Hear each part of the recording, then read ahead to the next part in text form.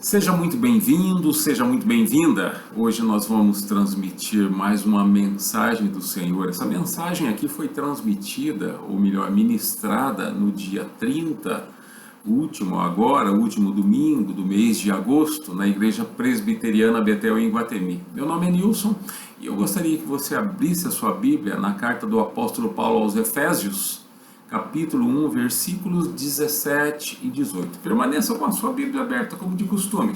Nós vamos compartilhar desta mensagem com você hoje. Amém? Efésios capítulo 1, versículo 17, assim diz a palavra do Senhor. Peço que o Deus de nosso Senhor Jesus Cristo, o glorioso Pai, lhes dê espírito de sabedoria e de revelação no pleno conhecimento dele. E no versículo 18, o apóstolo Paulo continua: oro também para que os olhos do coração de vocês sejam iluminados, a fim de que vocês conheçam a esperança para a qual ele os chamou, as riquezas da gloriosa herança dele nos santos. Amém. Na cultura brasileira existe um dito popular que diz: a esperança é a última que morre. Na verdade, este dito contraria o princípio bíblico de 1 de Coríntios capítulo 13, versículo 13, onde assim diz a palavra do Senhor: assim permanece agora estes três: a fé, a esperança e o amor. O maior deles, porém, é o amor. O verbo aqui em destaque é permanece, do verbo permanecer, para sempre. Então, a esperança, ela não morre. A esperança em Cristo nunca morre. Pode ser que a esperança depositada nas pessoas, nas coisas deste mundo, pode ser que essa esperança frustre você, decepcione você, ou seja, ela morre. É bem verdade que muitas vezes nós passamos por situações que parece não haver mais esperança, situações onde nós nos encontramos num beco sem saída. Nessas horas de tribulação, provação, momentos de angústias, desespero, as circunstâncias parecem serem maiores do que nós, e pode ser que nós venhamos a nos sentir assim derrotados, fracassados, impotentes, sem esperança. Portanto, cabe a nós continuar, apesar das circunstâncias, crer, assim como os cristãos ao longo da história, os servos e servas de Deus que nunca desistiram e presenciaram milagres em suas vidas. O que nós temos ouvido, o que nós temos visto e também experimentado são as intervenções de Deus em nossas vidas. Nossa esperança, portanto, precisa estar depositada, alicerçada nas promessas do Senhor, nosso Deus e Pai. Glória a Deus por isso.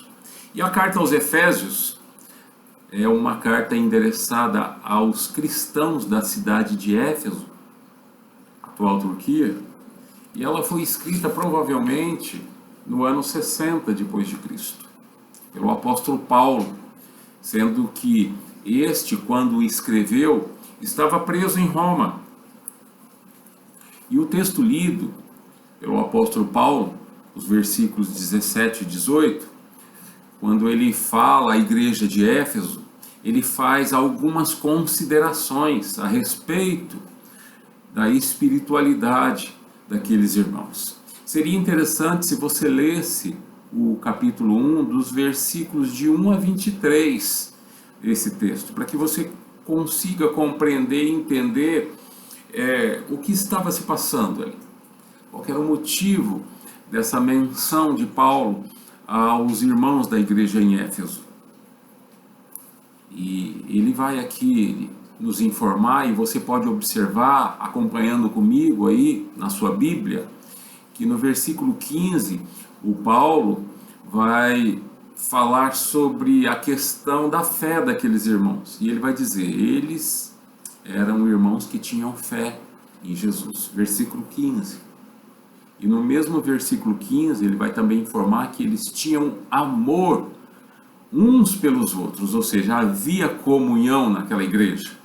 Paulo dava graças a Deus por isso, agradecia pela igreja que o Senhor comissionou a ele, a igreja em Éfeso, e orava por eles. Está no versículo 16 isso.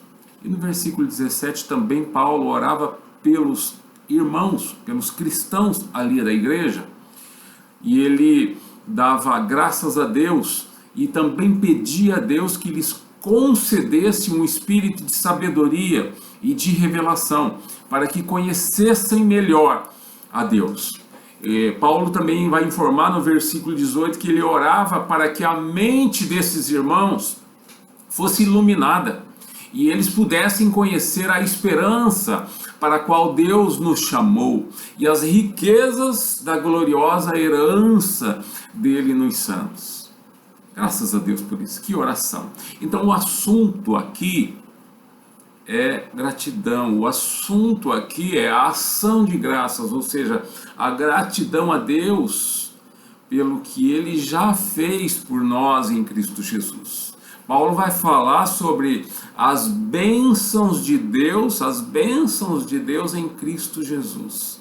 As bênçãos espirituais de Deus nas regiões celestiais em Cristo Jesus. Olha só, tudo isso era para que eles pudessem saber, olha só os verbos, saber, aprender, entender, conhecer o tipo, a qualidade de vida que Deus lhes havia concedido em Cristo, pois nem todos tinham conhecimento dessas grandiosas e ricas bênçãos. Hoje, semelhantemente, nem todos cristãos têm esse conhecimento.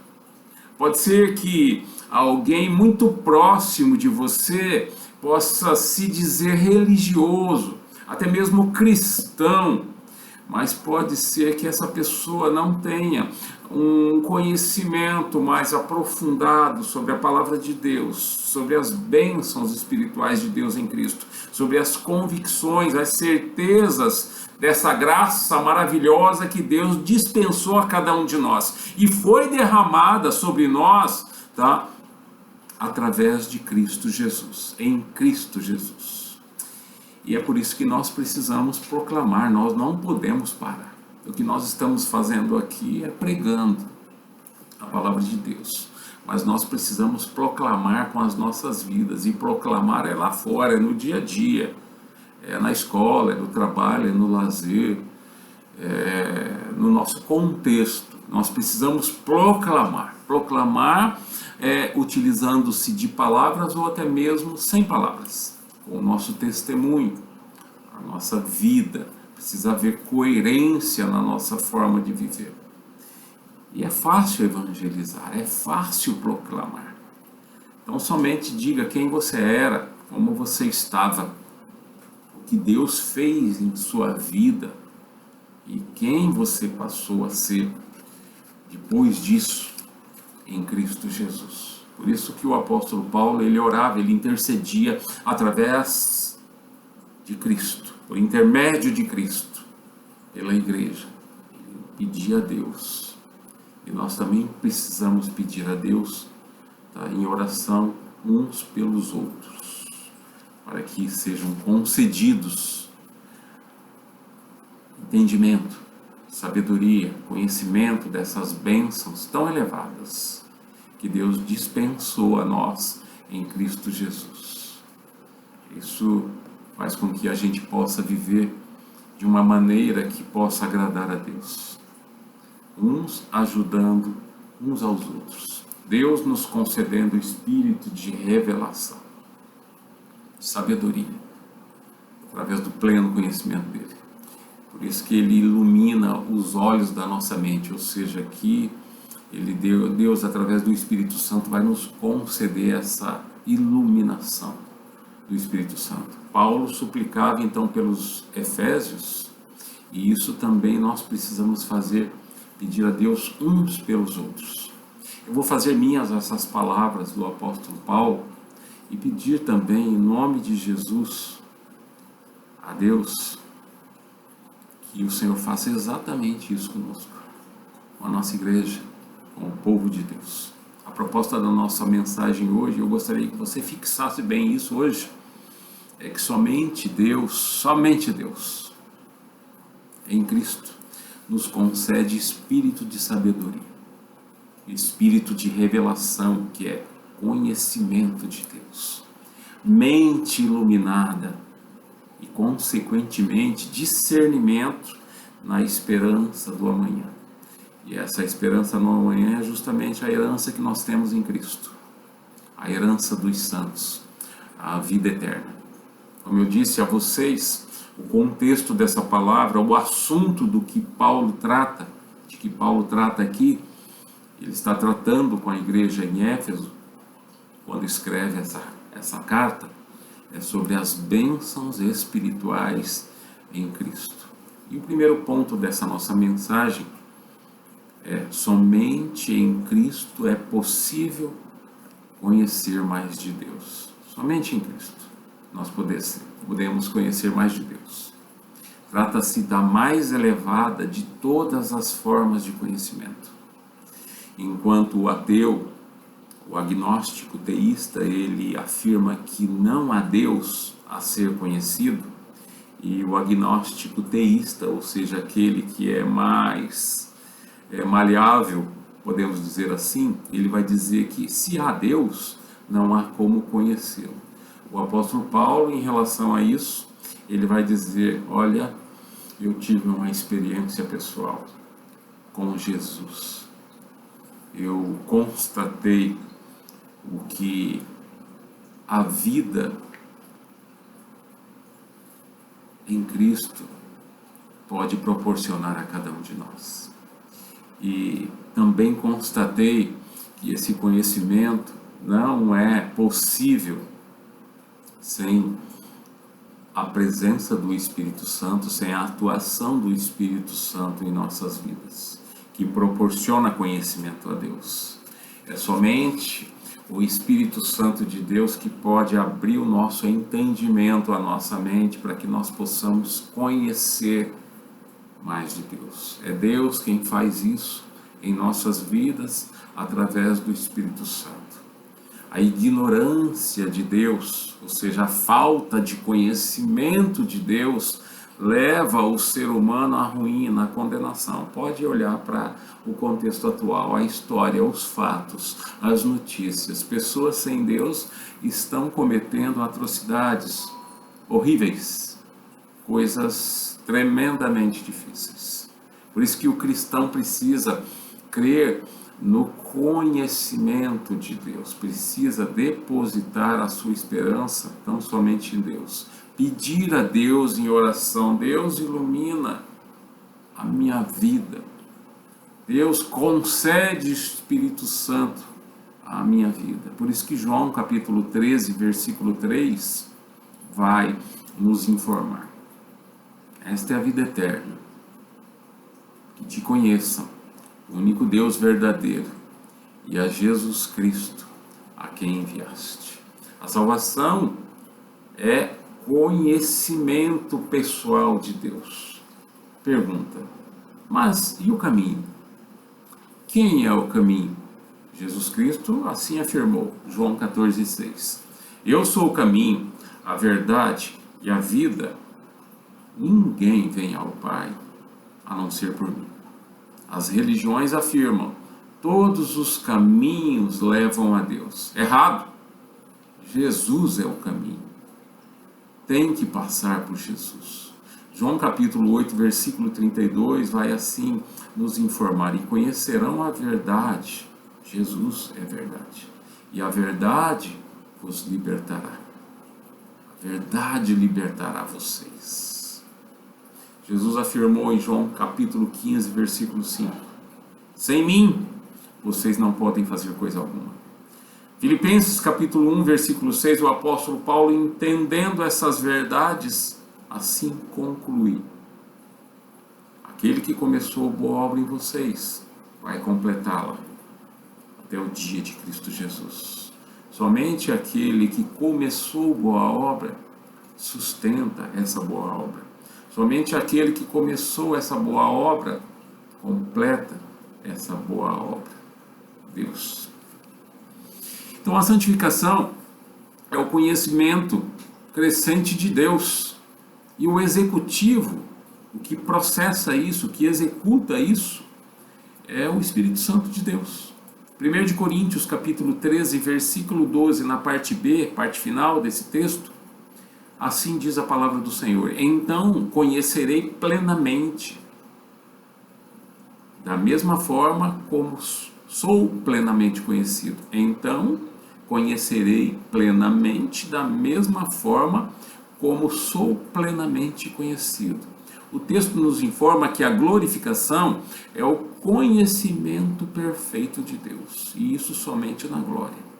Gênesis capítulo 1, versículo 26 vai nos informar que nós fomos criados à imagem e semelhança de Deus. Ou seja, imagem e semelhança significa segundo o padrão moral de Deus, com uma consciência. E também fomos agraciados com a bondade e o amor de Deus. Sendo assim, quanto mais conhecermos de Deus, melhor fica para cada um de nós.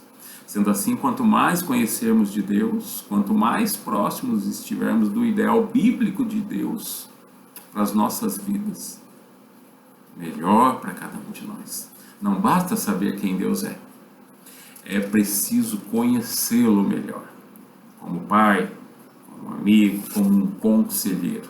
Quanto mais conhecemos de Deus, mais gratificante e repleta de sentido será a nossa vida. Pois uma vida desprovida de conhecimento de Deus é uma vida entregue aos verdurgos da alma, aos atormentadores da alma. É uma vida vazia, uma vida repleta de crises. É crise sobre crise, em função do vazio existencial da alma. A propósito, o vazio existencial da alma somente Deus preenche. A crise existencial no ser humano, sem Deus, ela atravessa séculos. Você concorda com isso? Nem mesmo a pós-modernidade, com todos os seus recursos tecnológicos, resolve. E o vazio existencial da alma só Deus preenche. Conclusão: somente em Cristo é possível conhecermos mais de Deus. Eu tenho mais 2 pontos para tratar sobre essa mensagem, mas eu vou deixar para a próxima semana, que é o segundo e o terceiro ponto. O segundo ponto é: somente em Cristo temos esperança no amanhã. E o terceiro ponto é: somente em Cristo temos as riquezas da gloriosa herança. Semana que vem a gente trata sobre esses 2 pontos. Eu queria que você fixasse bem na nossa proposta, que é entendermos que somente Deus, em Cristo, nos concede espírito de sabedoria, espírito de revelação, conhecimento de Deus, mente iluminada e, consequentemente, discernimento na esperança do amanhã, herança dos santos, vida eterna. É isso que eu gostaria que você fixasse bem. O Espírito Santo é o espírito de sabedoria, de revelação, que ilumina as nossas mentes, proporcionando o conhecimento de Deus, proporcionando discernimento na esperança, nessa esperança gloriosa no amanhã, para os que creem nessa palavra. Esperança da salvação, esperança de que nós vamos ser recebidos pelos braços do Senhor Jesus Cristo amanhã. Crente não morre, não precisa ter medo da morte, não. Crente muda de endereço tão somente. Fecha o olho aqui, abre do outro lado, nos braços do Senhor. Glória a Deus por isso. Então essa direção, esse foco, esse nosso olhar deve ser um olhar tão somente para Cristo, para a vida a qual Ele nos prometeu, vida eterna.